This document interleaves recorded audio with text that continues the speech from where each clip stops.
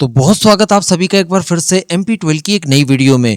आज की इस वीडियो में हम लोग स्पेशली बात करने जा रहे हैं पिनाका रॉकेट सिस्टम और साथ ही अस्त्रा मार्क 2 मिसाइल, जो कि DRDO द्वारा तैयार की गई एक एयर टू एयर मिसाइल है और इसमें भी 220 किलोमीटर रेंज वाले वेरिएंट को लेकर। तो चलिए क्या खबर निकल कर आई है अगले कुछ मिनटों में जान लें। आप बस इसी तरह की वीडियोस के लिए चैनल को सब्सक्राइब जरूर कर दीजिएगा। तो देखिए, मैंने आपको आज से कुछ ही दिन पहले एक वीडियो बनाकर बताया था और हम लोगों ने ये डिस्कस किया था कि DAC बहुत ही जल्द एक बहुत बड़े रक्षा खरीद को मंजूरी दे सकती है, जिसके तहत भारत की तीनों फोर्सेस के लिए अलग अलग रिक्वायरमेंट वाले वेपन्स भारत और विदेशी कंपनियों से खरीदे जाएंगे। तो देखिए, ये DAC की बैठक हो चुकी है और इसमें कुल 78,000 करोड़ रुपीस की डिफेंस प्रोक्योरमेंट को हरी झंडी दे दी गई है। हालांकि ये शुरुआती कदम है, इसके बाद CCS द्वारा जब तक मंजूरी नहीं मिल जाएगी इन्हें नहीं खरीदा जा सकता। लेकिन DAC में मंजूरी दी ही इसलिए जाती है ताकि इन रिक्वायरमेंट को अर्जेंट बताया जा सके और इसके बाद CCS से इन्हें मंजूरी मिल जाए। तो इसमें वैसे तो कई तरह के वेपन्स दिखाए जा रहे हैं जिनकी की खरीद हमारी फोर्सेस कर सकती है, लेकिन स्पेशली अगर यहाँ पर बात की जाए पहले पिनाका रॉकेट सिस्टम की, तो देखिए रिसेंटली पिनाका के 120 किलोमीटर रेंज वाले वेरिएंट का परीक्षण किया गया DRDO के द्वारा, जिसे कि इस समय LRGR के नाम से जाना जा रहा है। इसे आप पिनाका मार्क 3 के नाम से भी जान सकते हैं, जो कि पुराने वाले यानी पिनाका मार्क 1 जो कि 40 किलोमीटर की रेंज आपको देता है और पिनाका मार्क 2 जो कि 80 से 90 किलोमीटर की रेंज आपको देता है,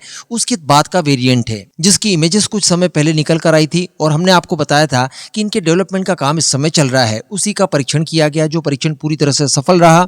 120 किलोमीटर रेंज के साथ साथ ये आपको प्रिसीजन के साथ स्ट्राइक करने की कैपेबिलिटी देता है। साथ ही इसे आप पुराने लॉन्चर से ही लॉन्च कर लें, इस बात की भी सहूलत आपको देता है। कहने का मतलब आकार वगैरह में कोई विशेष चेंज नहीं आया है। तो बताया जा रहा है कि DAC द्वारा इसकी खरीद को लेकर भी मंजूरी दे दी गई है। वैसे यहाँ पर केवल 120 किलोमीटर वाले लॉन्ग रेंज वाले रॉकेट सिस्टम ही नहीं, बल्कि पिनाका मार्क 2 जो कि 80 से 90 किलोमीटर की रेंज देते हैं, इनकी भी कुछ क्वांटिटी में खरीद की जाएगी। इसको मंजूरी भी मिल गई है। तो टेस्ट के तत्काल बाद इसकी मंजूरी मिल जाना ये बड़ी बात है। साथ ही बताया जा रहा है कि भारत की वायुसेना और नौसेना के लिए तैयार की जाने वाली अस्त्रा मार्क 2 मिसाइल, जिसकी रेंज 200 किलोमीटर होगी, इसकी खरीद को लेकर भी मंजूरी दे दी गई है। जी हाँ, वैसे अस्त्रा मार्क 2 के ऊपर काफी लंबे समय से काम चल रहा है।